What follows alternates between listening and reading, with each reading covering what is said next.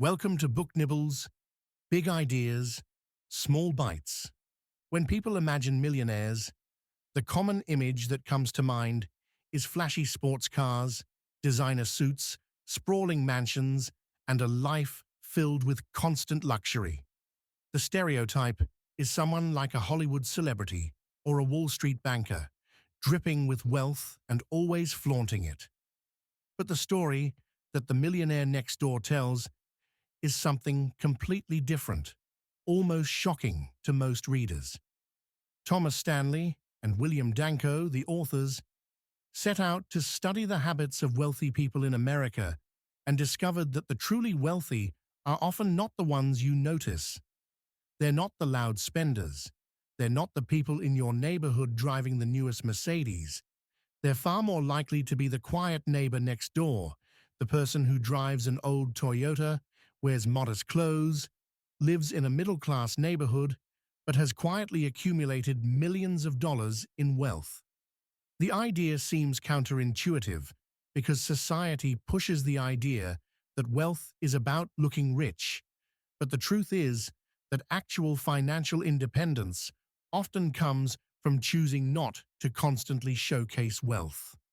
The book paints the picture with a storytelling style grounded in research. Stanley and Danko interviewed hundreds of millionaires, not just the flashy ones in Beverly Hills, but regular folks who had quietly amassed significant net worth. They discovered common traits among these people, and those traits had little to do with luck or inheritance, and a lot to do with discipline, choices, and values. For example, instead of chasing status symbols, millionaires often focused on living below their means, investing wisely, and valuing financial independence over the appearance of wealth.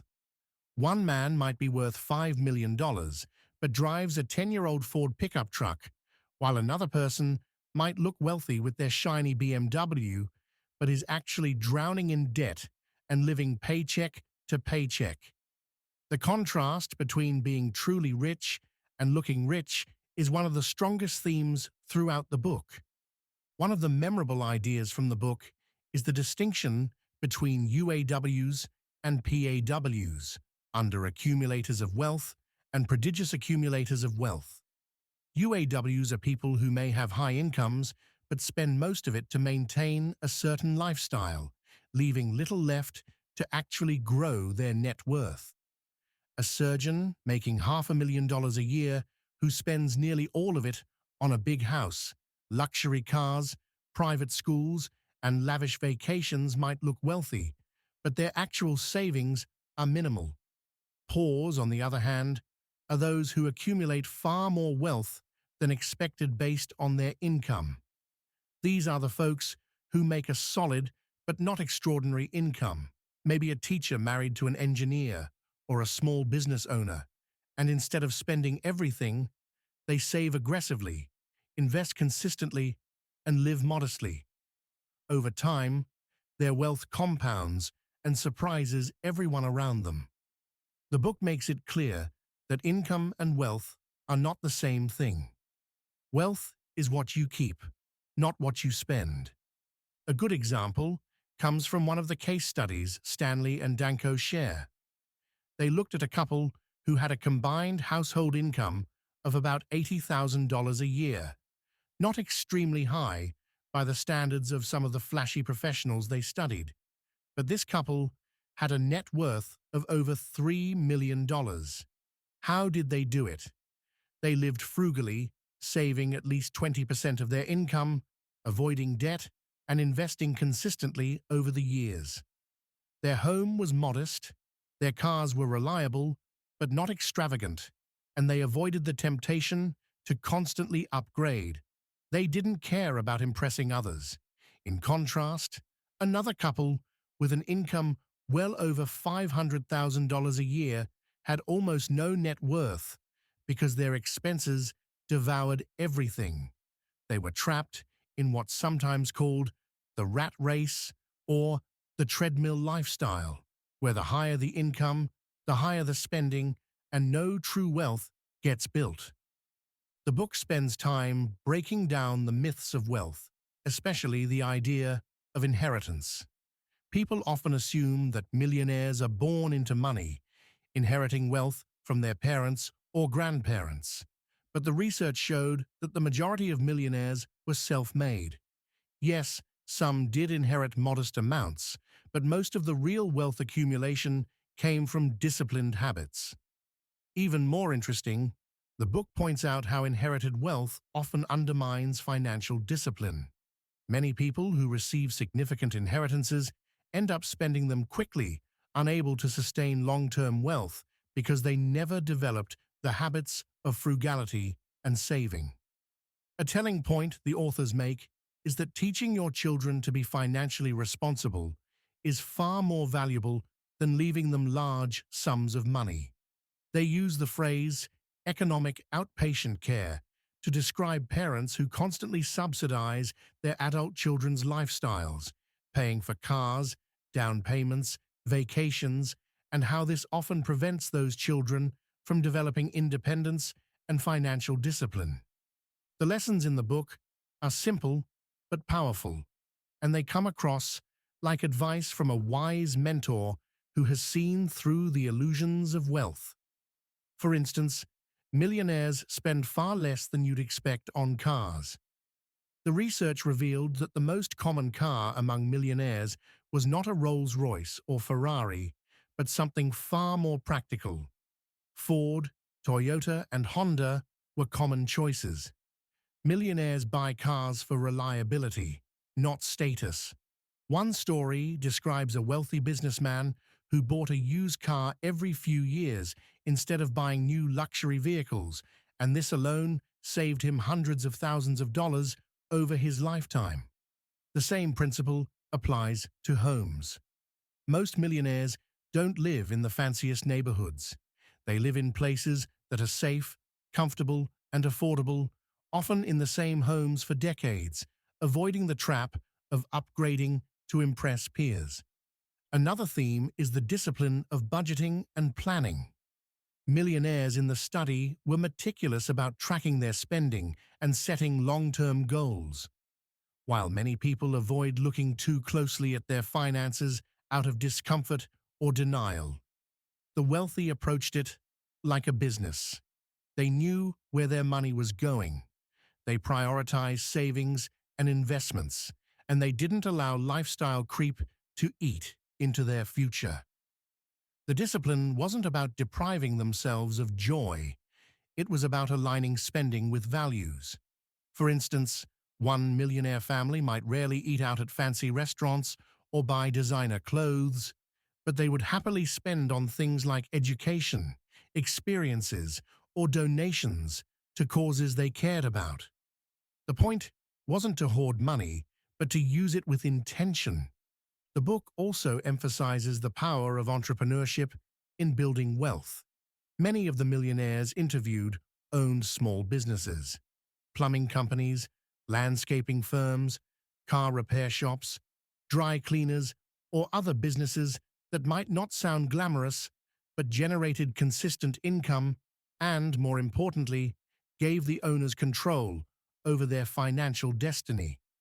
Instead of relying on a salary alone, these entrepreneurs created systems where their hard work and discipline translated into long-term value. The book is filled with examples of these business owners, who often dressed simply, lived modestly, and reinvested in their businesses rather than flaunting wealth. Their success was steady and cumulative, not overnight. Another striking lesson is the way millionaires value independence over status. Many wealthy individuals would rather be free of financial stress and have the ability to choose their lifestyle than impress anyone. This is why you might find a millionaire shopping at Walmart or using coupons, not because they need to, but because they see no reason to waste money. They are secure in their identity and don't need external validation through material goods. This independence often translates into greater happiness and less stress, while the so-called status spenders are often caught in a cycle of needing to prove themselves to others, leading to debt and anxiety. The book gives practical advice too. For example, it suggests calculating your expected net worth based on your age and income, then comparing it to your actual net worth. If you fall far below the benchmark, you're likely a UAW. This exercise alone can be eye-opening because it forces you to face whether your lifestyle supports true wealth accumulation or just the appearance of it. The authors also stress the importance of allocating time and energy. Millionaires spend time planning their finances, researching investments, and making conscious decisions, while many others spend more time planning. People prefer vacations or shopping for new gadgets than managing their money. One of the most powerful takeaways from the book is that wealth is often invisible. The person you think is rich because of their big house and luxury car may be financially fragile, while the person you overlook, the one in modest clothes, driving an old car, never showing off, may be financially secure with millions in investments. This flips the cultural script on what it means to be rich and challenges readers to think differently about their own choices. The book asks readers to decide whether they want to look rich or be rich, because often you cannot have both. The stories throughout the book bring these lessons to life. There's the tale of the multi-millionaire who never earned more than $100,000 a year, but invested consistently and lived well below his means. There's the cautionary story of the high-income professional who earned millions but had nothing to show for it because of overspending. There are stories of children raised with too much financial help who never learned independence, contrasted with children who were taught to work, save, and build their own wealth. These stories are relatable because they remind us that financial success isn't about genius or luck. It's about choices repeated over time. The writing style of The Millionaire Next Door is part research, part storytelling, and part practical manual. It encourages readers to take a hard look at their own habits. Are you spending to impress others, or are you building security for yourself and your family? Are you accumulating wealth quietly or draining it in an attempt to look successful?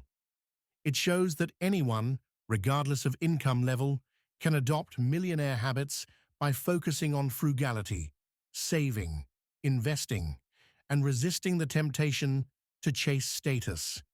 And it gives hope that ordinary people can achieve financial independence without needing to win the lottery or land a high-paying job. The book also has an underlying moral dimension. It isn't just about money, it's about values. Millionaires who accumulate wealth are often characterized by discipline, self-control, and long-term thinking. They avoid waste, they avoid envy, and they take responsibility for their financial lives. These are traits that spill over into other areas of life: work, family, and relationships. The contrast is stark with those who live to impress others, often trapped in cycles of stress and insecurity. In a way, the book is less about money and more about character. By the end of The Millionaire Next Door, the reader has been presented with a different vision of wealth. Not the glamorous Hollywood fantasy, but the quiet reality of disciplined, modest living that leads to financial independence. The book leaves readers with the question: which type of person do you want to be?